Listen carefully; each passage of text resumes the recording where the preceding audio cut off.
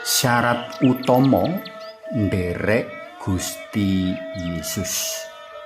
Pangkelimbang 5 menit dina Jemuah Legi tanggal 7 Agustus tahun 2026 kapetik saka Injil Matius bab 14 ayat 24 tekan ayat 28. Para tresna pelem kinasih, Gusti Yesus sing waosan dina iki nemtokake syarat-syarat kang kudu kapenuhi dening sapa wae kang kepingin dadi penderek dalem. Syarat-syarat mau ginerlung jroning 3 perkara: selak diri, manggul salib, lan nderek Gusti. Ayo kita unceki siji mbaka siji.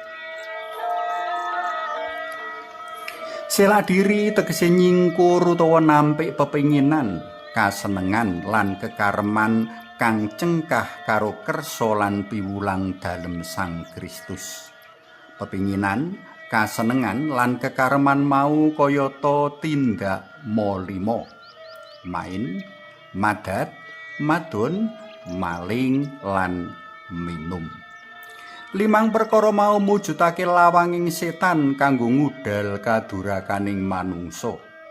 Ing prakara 5 binabar sifat kaegoisaning manungsa. Wong uja kasenengan kadonyan kang dampake asring nyengsarakake liyan.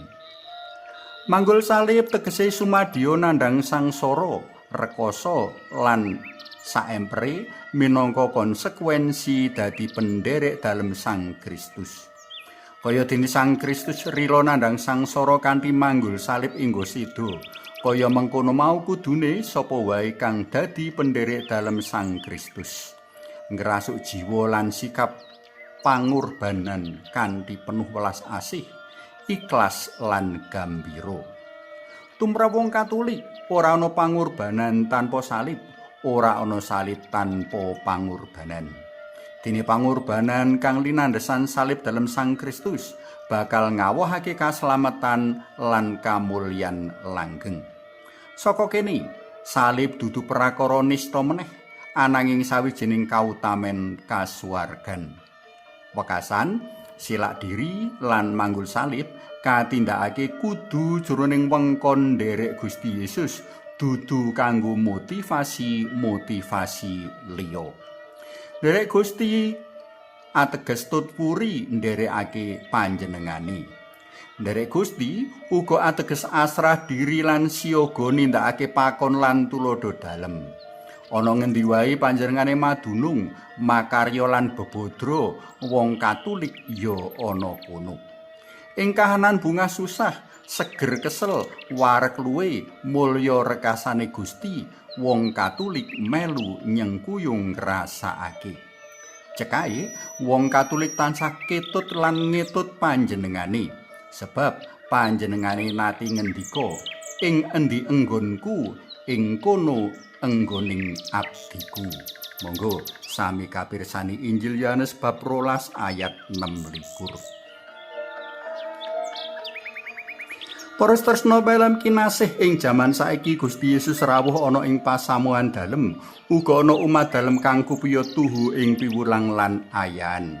Sapa kang kepingin urip mulya langgeng, prayoga nampa lan ngayati sesanti, selak diri, manggul salib lan nderek Gusti, mligine ing wewengkon urip pasamuhan dalem. Sing cetha sesanti selak diri, manggul salib lan nderek Gusti kang mujudake telu-teluning atunggal iki nadyan ora kepenak sarta ngemu maneka bebaya lan rekoso, nanging iku wis dadi pakon dasar dalem Gusti kang kudu kaayati.